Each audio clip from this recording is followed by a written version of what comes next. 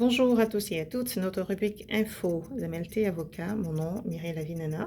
Aujourd'hui, je vais vous parler des modifications qui doivent être apportées depuis le 31 mars 2023 par les entreprises qui sont inscrites au registre des entreprises du Québec.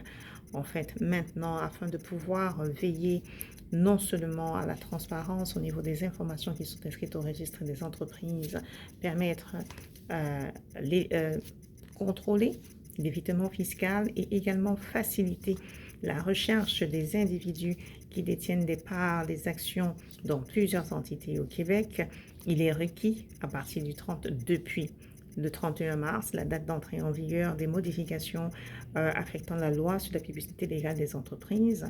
Donc, il est requis d'inscrire en fait certaines informations qui viennent compléter l'identité des administrateurs ou des actionnaires d'une compagnie, soit notamment la date de naissance ainsi que la production, le téléchargement, le téléversement, comme vous voulez, de la pièce d'identité de l'individu. Pourquoi est-ce que ces exigences-là sont requises aujourd'hui? Premièrement, parce qu'il y a plusieurs clients qui s'inquiètent quant à la divulgation des informations personnelles. On s'entend ici la date de naissance d'un individu plus particulièrement, mais ces informations-là, en ce qui concerne la date de naissance, de même que la pièce d'identité qui est produite afin de permettre aux agents du registre des entreprises de bien identifier les personnes qui ont souscrit à des parts ou des actions dans des entités ou bien qui siègent sur le conseil d'administration, ne sont pas du tout communiquées au public.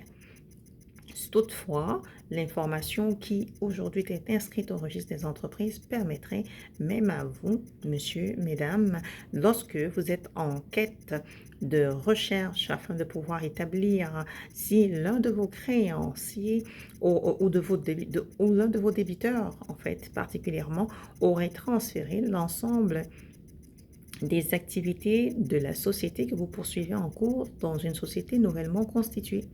Donc, en principe, à partir de maintenant, avec le nom d'un individu, on pourrait retrouver au registre des entreprises la liste de toutes les entités dans laquelle la personne, en fait, détient les parts ou les actions. Donc, c'est quand même une assez bonne information dans le cadre de la recherche des entités ou pour pouvoir venir ici établir les transferts parfois afin d'éviter les poursuites judiciaires ou afin d'éviter l'exécution d'un jugement que certaines personnes ont parfois mis en place en cédant l'ensemble des activités par le biais de cession d'entreprise d'une entreprise détenue poursuivie contre laquelle un jugement aurait été obtenu vers une entreprise nouvellement constituée. Ce n'est pas le seul avantage, il y a bien d'autres avantages encore quant à la divulgation de ces informations-là.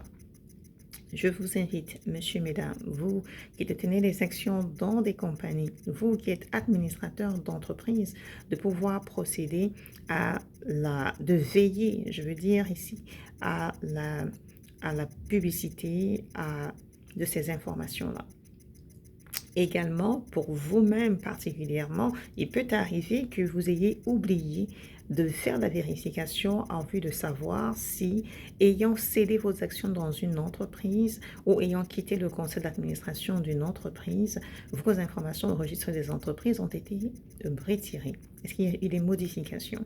Donc, c'est un moyen pour vous, en entrant votre nom sur le site du registre des entreprises, de pouvoir avoir la liste de toutes les compagnies, de toutes les institutions au sein desquelles vous aviez été détenteur d'actions, de parts ou alors au sein desquelles vous avez siégé comme membre du conseil d'administration. Ceci, c'était une information pour vous inciter à faire le nécessaire. D'ici, je vous souhaite une excellente journée et à notre prochaine capsule. Bonjour, Mireille Lavinana du cabinet MLT Avocat.